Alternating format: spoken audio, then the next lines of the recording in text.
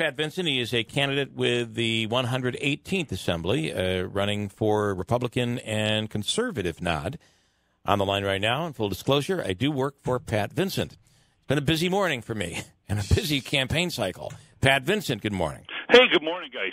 All right, the same question I asked your opponent earlier. Why should people vote Patrick Vincent on September 13th? Well, businessmen need to be called into Albany. We've seen the actions of politicians, and it's not getting the job done. The 3 men in the room budget cycles that are being passed, it's just reckless fiscal management. And the biggest thing that you see with did I lose you? That's you. No, nope. Yep. Okay. The biggest thing you see with politicians, they don't listen. They just wait for their turn to talk. And bottom line is we need more businessmen because we care. At the end of the day, we listen to what the people need. That's how we make our business be successful. So, when politicians have no sense of loss, this is what you get, 3 men in a room. I do know that your opponent did call you. I'll give this to Mask. He did call you out on a debate. Would you join us for a debate? Well, here's the thing, guys. What Mr. Smolin didn't tell you was that on August 20th there was a debate scheduled up in Hamilton County. But after his felony arrest, the organizers, the Republican committee up there, were so embarrassed. I mean, they were really embarrassed by this. They canceled the event. And since then, I have just scheduled on top of it. I have a meet and greet this Saturday up in Boonville. I am continually working, going door to door. And bottom line is, guys, the debate issue ended when Mr. Smolin was arrested on a felony charge. To take that a little bit further, you look at the Chris Collins issue. As soon as he was charged, he waited a day or two and got out. This is just an embarrassment on the Republican Party, and it doesn't need to be dragged into the mud any further. Two things, Mr. Vincent. One, I don't think the fact that the August 20th event was canceled doesn't mean we can't have a debate here on this program. That's just a statement. You don't have to respond. The second thing is your opponent is claiming, now whether or not he's telling the truth or whether or not you or anybody believes him is another thing. He's claiming he accidentally checked the wrong box by mistake. I don't expect that he's going to jump out of this race. That's what he's claimed all along. He's going to be on the ballot, I believe, on primary day. Well, if you just listen to Mr. Smolin, it's his version of the truth. For a long time, he was telling everybody that it's all been a big mistake. He just realized it suddenly, like he filed for this in January and was caught in February. What happened was, for 2 years, Mr. Smolin was conducting felonious activities with a fraudulent veterans exemption. Those veterans exemption was put up online showing what he was doing, and by his own admission said that that's when he realized that he was doing something when he found it out online. He was caught.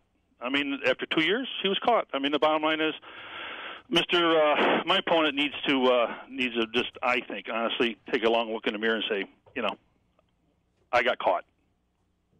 All right. And so you're not going to do any debates, though? It really ended when he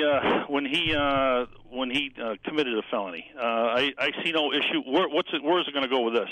We're going to have a budgeting contest about his felony arrest. No. Questions about. And I have to say, just for legality purposes, it is an alleged committal of a felony. Thank you. It's all alleged, certainly, but. He got caught online. That's my whole talk. So, all right. And to your point about what would we talk about? I mean, we talk about the issues, the stuff. Yeah, that you term guys limits. You want to talk about term limits? We're all let's on board do it. with term limits. This is what I have been talking about for a long time. We got to end the culture of corruption in Albany, and it starts by getting rid of these career politicians. And term limits are a big issue. 8 to 10 years, and let's change it, get new faces, new ideas. And you talk about the business thing. Talk about that, and your belief that business people there should be more business people in Albany. Yes, And could you talk about your business and just so we know, everybody knows your exactly. I've been around for 25 years in the business world and conducting. Listen, when you listen to people, that's how your business grows, and we've grown our business tremendously over the last 25 years. I signed the front of paychecks, and not the back of them. That's the bottom line with me and Mr. Smolin. He has no idea what it is to run a business inside New York State and the problems conducted there with it. The taxation and regulation, which he speaks about, I live every single day. So I really know about this stuff and deal with it on a daily basis. I love the line that I signed the front and not the back. That is a great line. Your opponent had said previously you were attacking veterans, but am I understanding that you yourself are a veteran? You've served? Yes, I'm a veteran of our great nation. For 5 years, I served in the United States Navy. There again, as a veteran, I'm embarrassed and appalled by the actions of my opponent. It sickens me. It does. That how can he blame another veteran for attacking veterans? Apparently, Mr. Smolin has never seen or talked to anybody about me and my activities with Veteran Outreach Center and or Feed Our Vet programs. What is it? When he does say that you're attacking veterans, what does? And we didn't get into this earlier, and I wish I had been able to ask Mr. Smolins, and I will ask. What does he mean by you're attacking veterans? In what way? What does he say that you have done to veterans? He doesn't make that clear. He just all of this is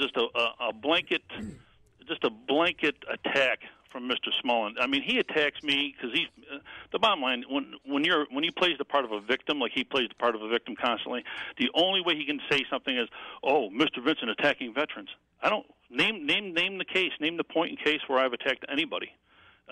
Just because, well, he's a veteran and essentially he's been arrested and charged with a felony, and so he blames my campaign for doing that. And so now to turn that all around, he turns it all around so that this is just a typical attack job from him to get the attention off of his felony arrest. That's exactly what it is, just to call attention. Oh, Vincent's against veterans. He's attacking veterans, or he's attacking the SAFE Act. They'll do and say anything. Believe me, I'm a 25-year correction officer. I've seen this many times over. Attacking Second Amendment. Quickly, as we are running out of time, I got about 1 minute left, and it is a little shortened as opposed to the length of time we talked to Mr. Smolins, but I'm running out of time, unfortunately. But on the Second Amendment, that you're, I think, tied to Cuomo trying to take your guns, a gun grab. Respond to that? Is that? No, that's absolutely false. Anybody who knows me knows that I have plenty of guns, and most of them are made right down there in Ilion at the Remington Arms Factory. The bottom line is I will push and fight for full repeal of the SAFE Act. I won't dance around it. I'm pushing for straight, full-out repeal of that SAFE Act. And you realize that the chances of accomplishing that with the Democratic Assembly is yes. Well, there's a good point. So let's talk about how we should accomplish this. By numbers, there are more Democrats than there are Republicans. So stands to reason there's more Democrats that own guns than Republicans. Then here's where we're going to go with that. I would push for decriminalization first. Let's just get the criminality out of it. Take the felony charge off the SAFE Act violations. Put it back in the local court system, where go before a local judge and they can decide what to do with it on an appearance ticket type issue.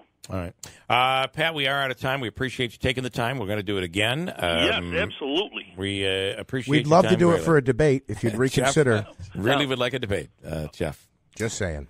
All right, Patrick Vincent, 118th. Thanks so much for taking the time. Yes, sir. Okay. Bye-bye.